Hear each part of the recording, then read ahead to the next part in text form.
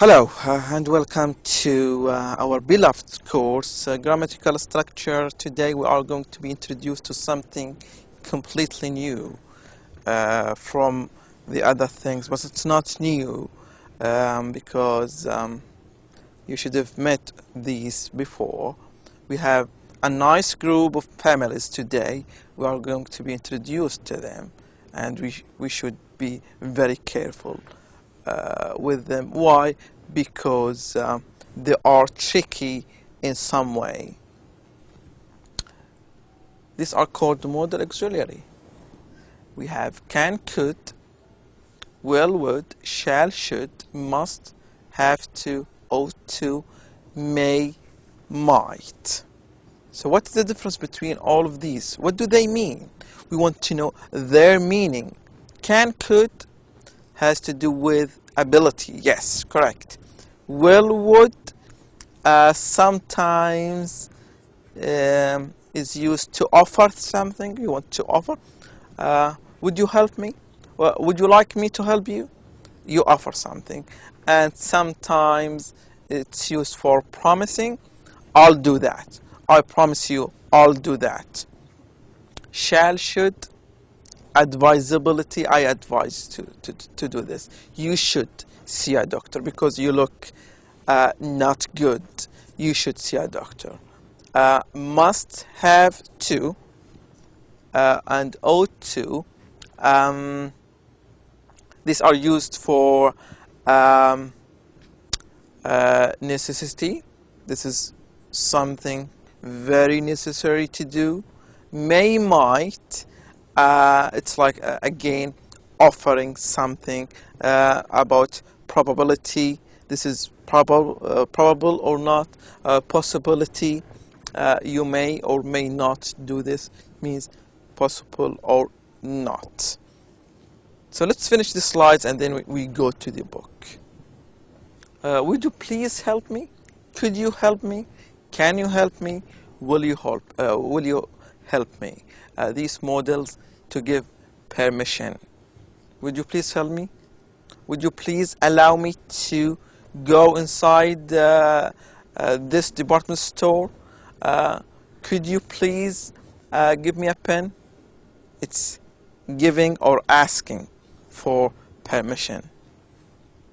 May I? You are asking for permission.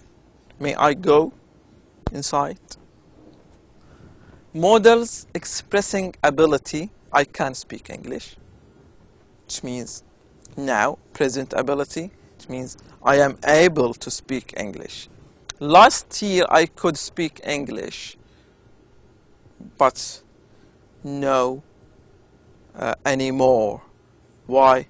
Because I forgot English, or because I suffered from what is called language attrition. So the difference between can and could is in the time. Can for present time, could for the past. I am able to, present. I was able to, past. I will be able to. So you can say I am able to buy this car. I was able to buy that car because I had money. But now, no, not anymore. I will be able to buy that car after I get some money from my grandfather after he dies, for example. Models expressing expectation. The train should arrive now. It means I am expecting the train to arrive now. Ought to, seldom used. Negative or questions only. So with ought to, we'll leave it for the book. There is a nice explanation for ought to. Should, ought to, had better, expressing advisability, advice. You are sick, you should see a doctor. Let me have this. You'd better not stay home. And let's see the structure of had better. With had better, we contracted to this. This means had better. You'd better not stay. So in the final exam, if you have different choices, stay, to stay, staying, and you need to choose the correct answer. The correct answer is stay. We cannot use to, and we cannot use the ing. You'd better stay home, or you'd better not stay home. So this is very important. Models expressing preference. I would like some sugar in my coffee. Would you like some sugar in your coffee? Would you like some sugar in your tea? I would rather to go to Costa rather than Blockbuster. So with what you express your preference. You prefer to do this, not to do that. I would rather going to Costa rather than Blockbuster. Or you can say I would rather to go to Costa than Blockbuster. Models expressing need or obligation, like must, have to. The difference between must and have to. Must means there is 100% need. You can say with must it is 100%, but with have to it's less. It's like 90%. So it is less in degree of need or obligation. You must have a driving license to drive.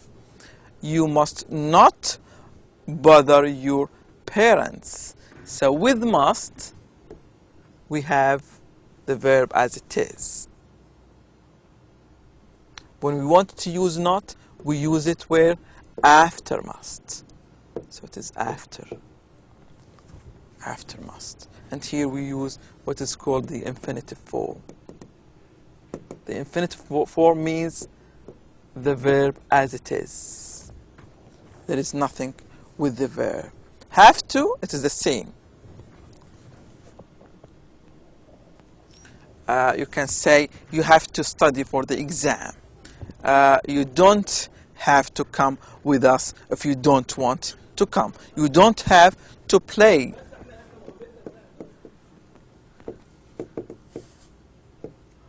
You don't have to play with us if you have an exam.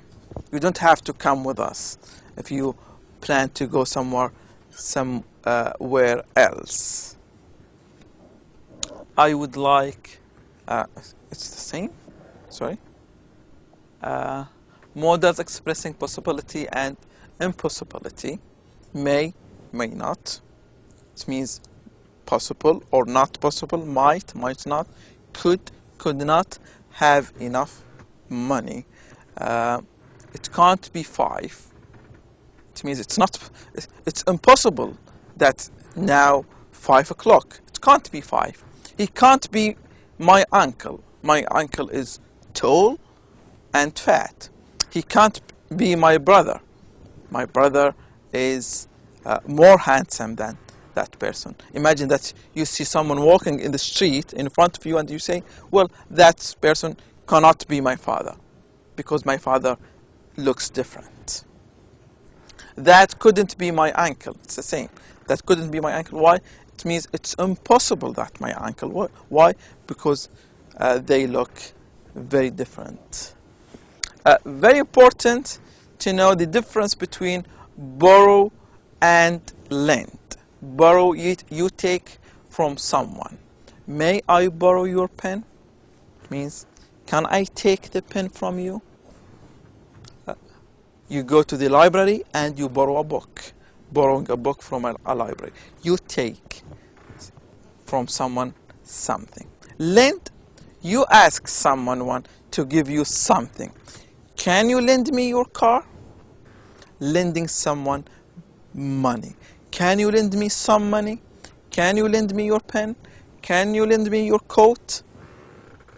So this is the difference between borrow. You want to take something for a short time and then you return it. Lend, you ask someone to give you something. So it depends on the sense of the language, the sense of the sentence. From the meaning of the sentence, you can know the difference between borrow and lend. Let's have lend here. May I lend your pen? No, you cannot say this.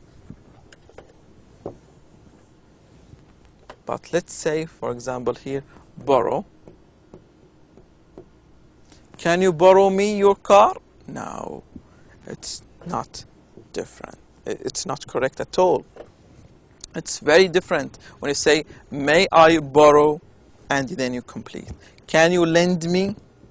It's like you say, can you give me? Blah, blah, blah, blah. But there is a difference between give and lend. Giving, you will take it for yourself. Lending, no. You take it for a temporary time. And now let's go to the book, page 157. We have here the models. We have them here. Can, could, had, better, may. They are here. Can, could, had, better, may, might, must, ought to, shall, should, will, would. Be able to, be going to, be supposed to, have got to. So all of these considered to be the modal auxiliaries in English, and they are here: can, could, had, better, may, might, must, ought to, shall, should, will, would. It's the same like in the slides. So we have these. If you want to be polite in requesting, you can use may I or could I. May I borrow your pen, please? Could I please borrow your pen? Can I borrow your pen? The difference is my and could is a bit politer than can. With can, you cannot use it with someone that you don't know. So better if you do not know the person, to use may I, could I. It's nicer, it's politer than say can I. Can I is a bit stronger. Polite request with you, would you, will you, could you, can you, the same. Would you and will you and could is considered to be politer than can you. Can you is a bit stronger.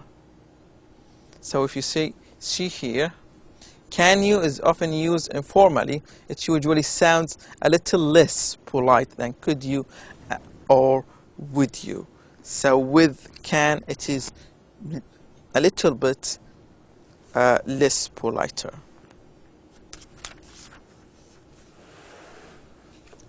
We have here, would you mind? Would you mind if I close the door? Would you mind if I close the window? Would you mind if I use the phone in the meeting, for example? Would you mind closing the window? You ask someone else to do it. So the more examples that you read and see, the more you start to understand these models. We have must take. All applicants must take an entrance exam. It means this is so necessary to do. All applicants have to take an entrance exam. Have to is less stronger in degree than must. I have got to go now. I gotta go now. People, when they say it in a speech, when they speak very fast, they don't say I have got to go now. They say I gotta go now.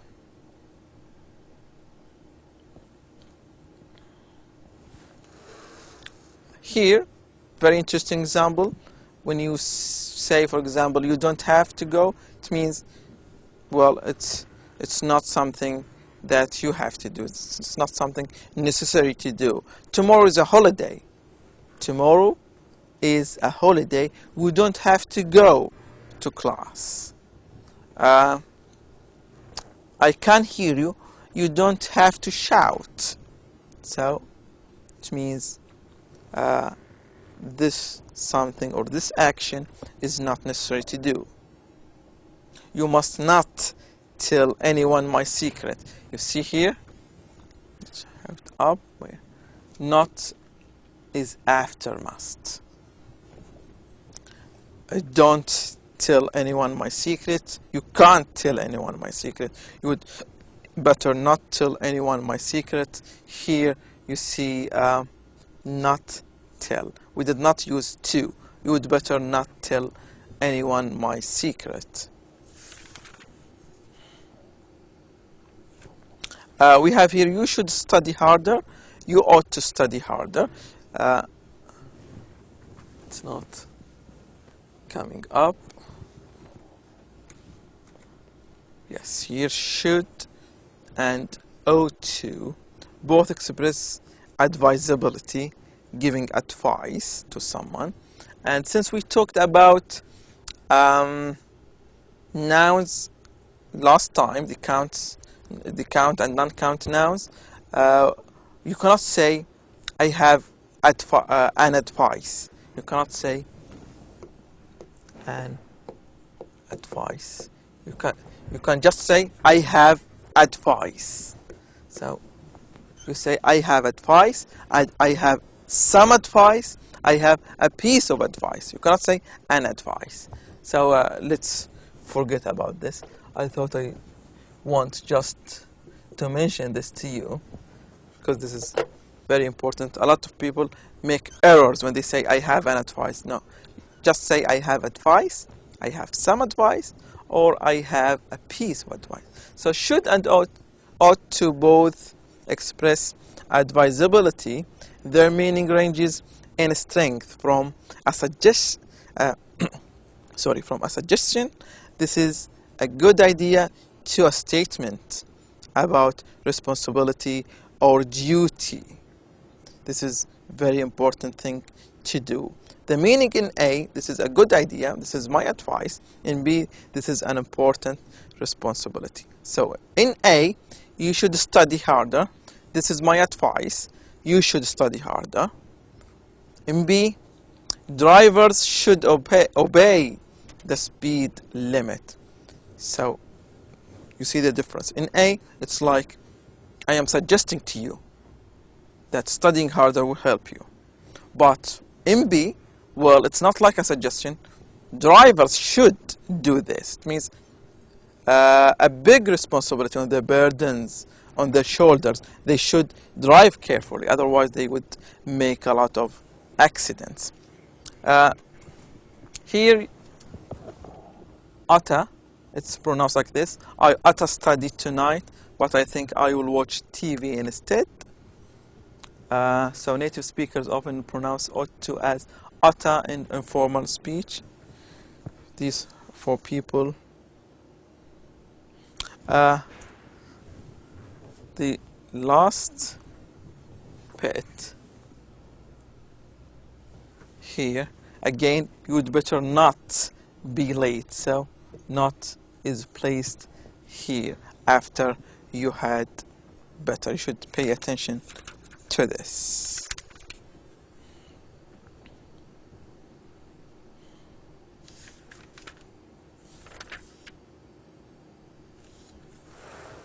Again here with should,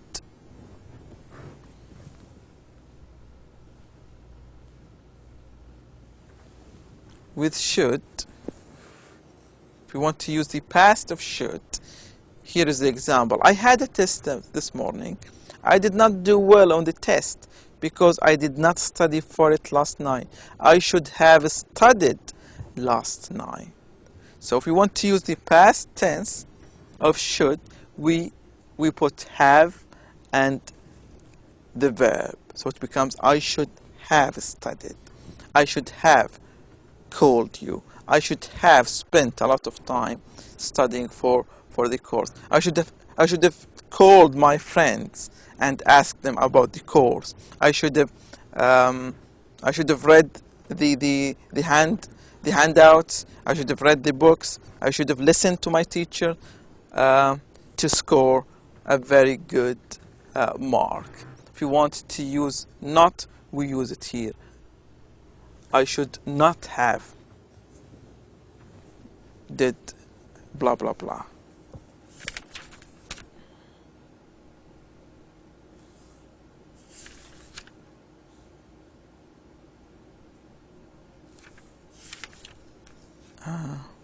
Planning. I had planned. Shall we leave you? Let's go. All of these, I think you are familiar with. Again, this thing is not working.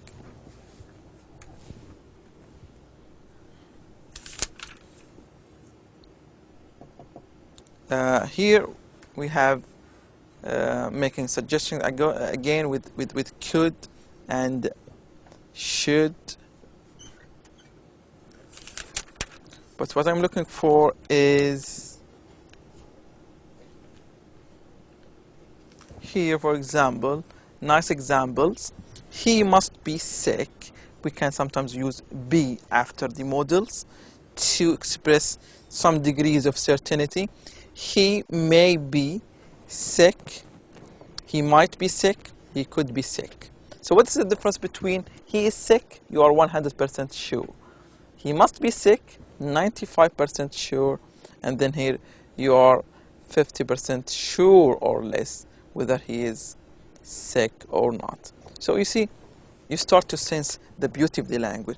I'm very sure that you know all of these sentences. You have met all of these sentences, but in this course, you start to sense the beauty of the language. You know the difference between he is sick and he must be sick. He is sick, it's like a fact. It's in front of us. He is sick. He is in the hospital. But if you see someone sneezing, coughing, you say he must be sick.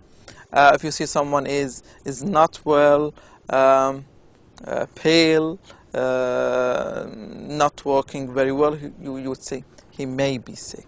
He might be sick. He could be sick.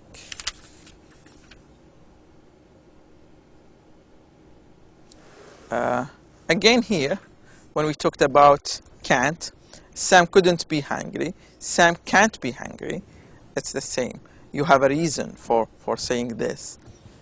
So again, if you say Sammy isn't hungry, you are 100% sure, and here the other degrees.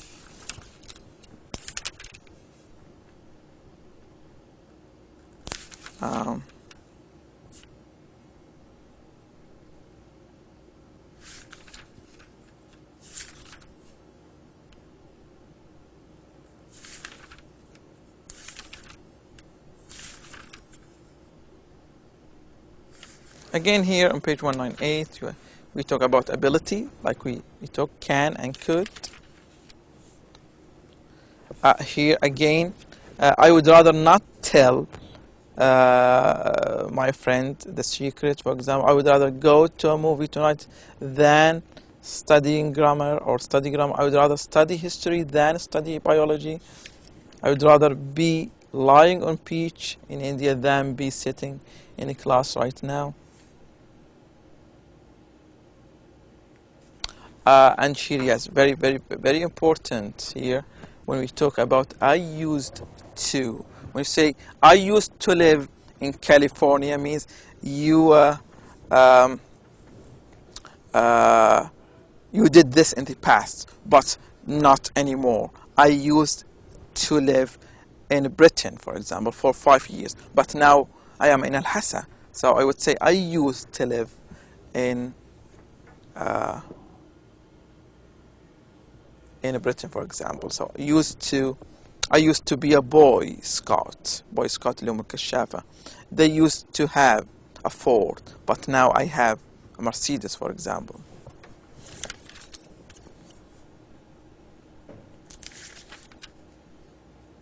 So here is a very good summary chart for those who want to have a summary about these models. You will see the auxiliary here, and then its use here, present, future, and the past. How to use it in the present, future, or in the past. So I think this is it about the models